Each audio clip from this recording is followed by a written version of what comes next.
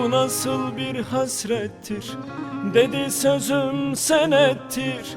Durmadı ki sözünde, kalbimdeki külfettir.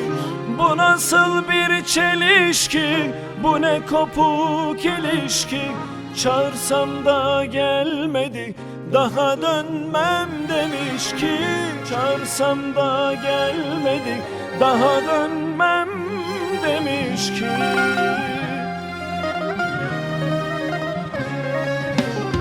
Bu nasıl aşk acısı, geçmiyor ki sızısı. Ne merhemler sürdüm ben, kapanmıyor yarası. Tutuşturur alevi, ah seni sevdim seveli.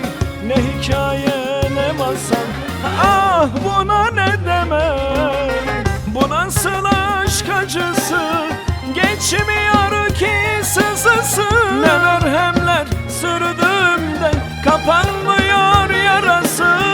Tutuşturur alevi, ah deli sevdim seveli. Ne hikaye ne masal, ah buna ne demeli.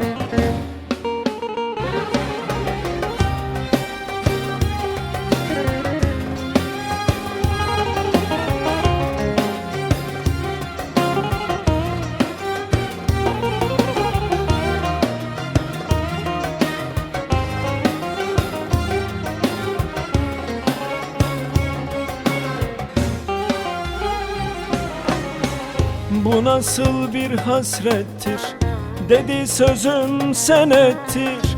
Durmadı ki sözünde, kalbimdeki külfettir. Bu nasıl bir çelişki, bu ne kopuk bir ilişki. Çağırsam da gelmedi, daha dönmem demiş ki. Çağırsam da gelmedi, daha dönmem demiş ki.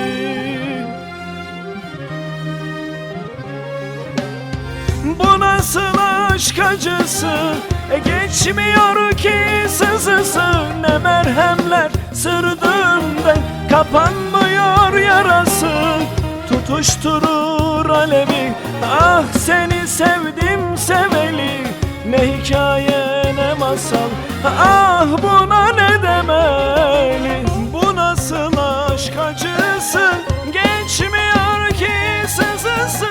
Ne merhemler sürdüm de, kapanmıyor yarası. Tutuşturur alevi, ah deli sevdim seveli. Ne hikaye ne masal, ah buna ne demeli. Bu nasıl aşk acısı, geçmiyor ki sızısı. Ne merhemler sürdüm de, kapanmıyor yarası. Tutuşturur alevi, ah seni sevdim seveli. Ne hikaye ne masal, buna ne demeli.